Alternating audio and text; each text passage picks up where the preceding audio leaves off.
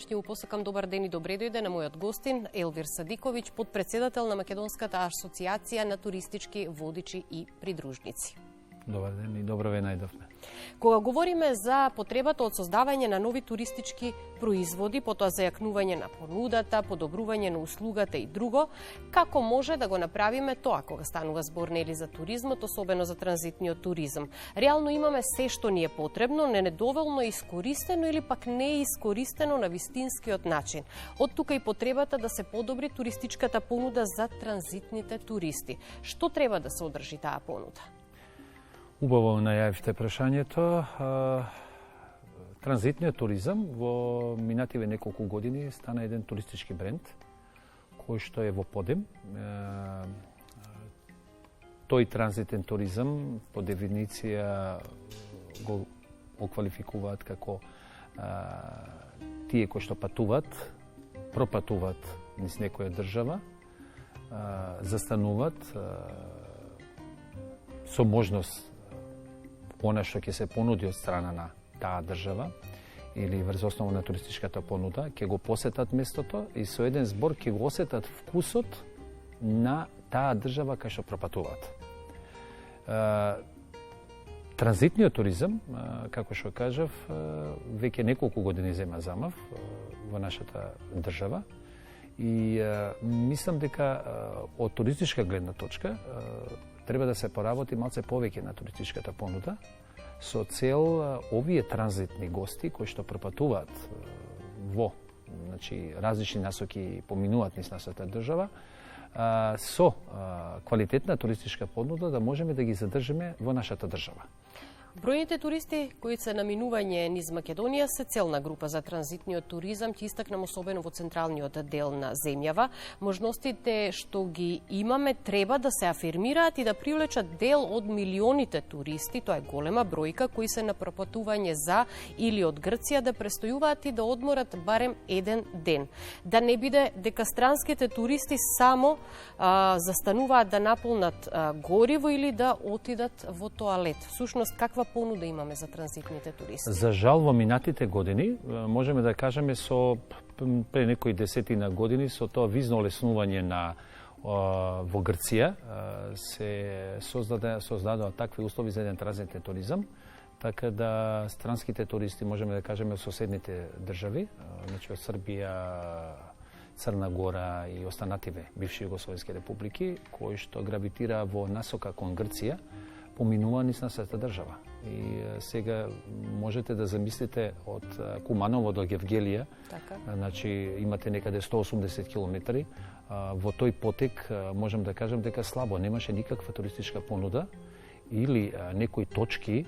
каде што би можеле да застанат овие гостиве и се сведуваше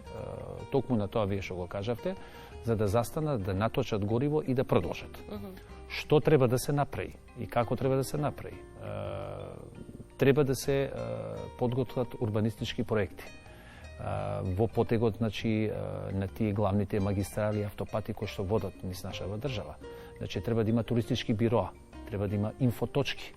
каде што странските туристи, односно транзитните туристи, ќе можат да ги посетат културно-историските споменици, археолошките локалитети, па дури и да ги посетат нашите природни богатства. Значи, со еден збор треба да се создаде една позитивна туристичка клима, односно туристичка понуда, со цел да се привлече што поголем број, а секако треба да се сконцентрираме на тоа да не бидат само транзитни, туку и да останат малце повеќе во нашата држава, биејќи има податоци, вие знаете, тие се податоци од општ карактер, дека во нашава држава годишно гравитира преку 3,5 милиона туристи, транзитни туристи, и замислете доколку се даде и се создадат едни вакви позитивни услови за и подобра туристичка понуда, ја мислам дека тоа ќе биде од бенефит не само за државата, туку и за целиот туристички сектор. Меѓутоа, треба да се работи на проекти, тука треба да бидат вклучени локалната самоуправа, збориме во потегот од Куманово до Гевгелија, треба да се направат проекти, треба да се создадат или добри стручни туристички кадри, пристапот до сите тие културно-историски можеме да кажем, споменици или археолошки локалитети. Значи, патната инфраструктура исто така е многу битна, со цел, значи, да привлечеме што поголем број на туристи, кои што не само што ќе транзитираат низ Македонија, туку едноставно ќе останат повеќе дена во нашата држава. Споменавте дека само по коридорот 10 низ нашата земја транзитираат во просек околу 3,5 милиони туристи. Од тука се потврдува дека транзитниот туризам може да биде многу значаен за одржливиот развој, затоа што така поголем дел од приходите ќе останат во локалната економија, а и секако ќе се заштитат и природните и културните вредности, но како што споменавте, потребни ни се попатни места за застанување со соодветна понуда, но за цела среќа пак транзитните туристи кои се подготвуваат да тргнат на патување попатно поминуваат низ Македонија, самите истражуваат сега со модерните алатки на интернет, па сами ги откриваат местата каде што ќе застанат, каде што ќе преспијат, ќе наполнат гориво и ако им се допадне, можеби и да останат ден, 2 или 3 попатно. Точно, видите, за жал, како туристички работник, туристички водич, можам да констатирам во минатите неколку години слабо се работеше на промоцијава на овој транзитен туризам. За жал, ние во регионот изгледа малку повеќе заостануваме за тие светски брендови, зборам во туристичкиот сектор, така да со една добра организирана промоција и туристичка понуда, сметам дека сега веќе сигурно и гледачите знаат дека е формирано ново Министерство за култура и туризам. Така да ние како туристички работници има, значи преовладува веќе позитивната мисла и оптимизам дека тие работи ќе се подобрат, така да се прават напори од страна на Министерството за култура и за туризам, а секако и од Агенцијата за промоција и поддршка на туризмот на нашава држава. Сите овие видови на туризам, во кои транзитниот туризам, значи нивната промоција, значи што подобра да биде, меѓутоа повторно ќе кажам како туристички работник, сепак тука треба да се даде акцент на тие проекти, тие урбанистички проекти кои што треба да превладуваат во тој регион, во тој коридор 10, бидејќи тука поминуваат најголем број на транзитни туристи, така да со таа една богата туристичка понуда,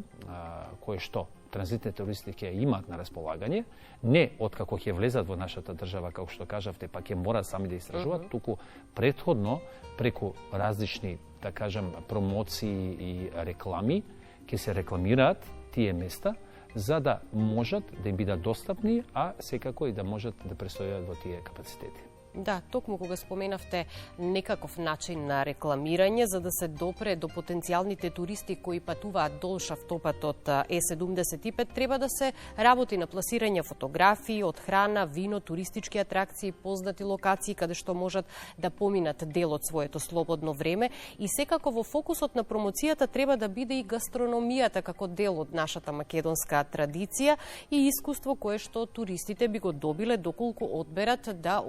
одморат попатно во земјава, да имаме можеби билборди кои ќе имаат атрактивни фотографии од традиционална македонска храна, вино, потоа природните убавини, културно-историските споменици, па се и динамиката на нашиот главен град, да не го заборавиме затоа што некако ќе привршиме со него. Секако, видите, ние како Македонска асоциација на туристички водичи и придружници, бидејќи секогаш сме на терен, присутни сме, дел сме од тие транзитни тури, тие познати балкански тури, сигурно гледачите имаат слушнато, дека во минативе 15 години Македонија како дел од тие балкански тури стана веoma многу интересантна дестинација, така да можеме да кажеме дека прошлата минатата година, веќе и ова година се најавува голем број на посетители, значи странски туристи во нашата држава кои што транзитираат. Тоа е веќе дел од туристичката понуда кој што нудат странските туроператори. Меѓутоа, можеме да се гордееме. Имаме позната македонска кујна, имаме богато културно-историско наследство, имаме многу големо природно богатство. Како асоциација, повеќе пати сугериравме до институциите во минатиот период. Нормално, како што кажавте, при самиот влез на територијата на нашата држава, значи во потегот коридорот 10, можеме да кажеме, биеќе најповеќе оптоварен со тие транзитни туристи, да се понудат различни понуди, во смисла туристички бироа,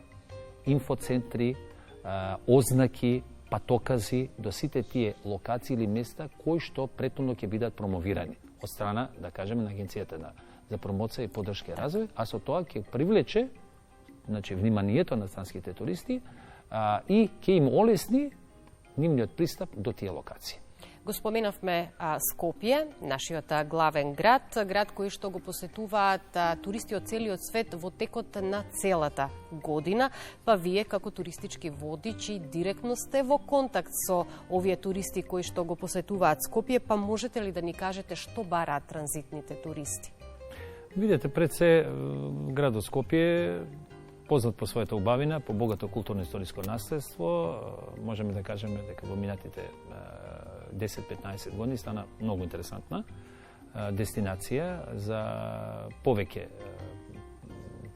профили, можем да кажем, во туризмот и туристички групи, не само од нашиот регион, Европа, туку и пошироко од светот. Што барат? Подобра туристичка слика, подобра понуда, подобар квалитет, подобри услуги од страна на туристичките водици, на туристичките работници, сакат да го осетат духот на таа држава, сакат да ги видат убавините на градот, сакат да осознаат за богатото културно-историско наследство и секако и природното богатство на нашата држава. И секако дека до овој период и покрај сите недостатоци кои што ги имавме, за жал морам да констатирам како туристички работник, заради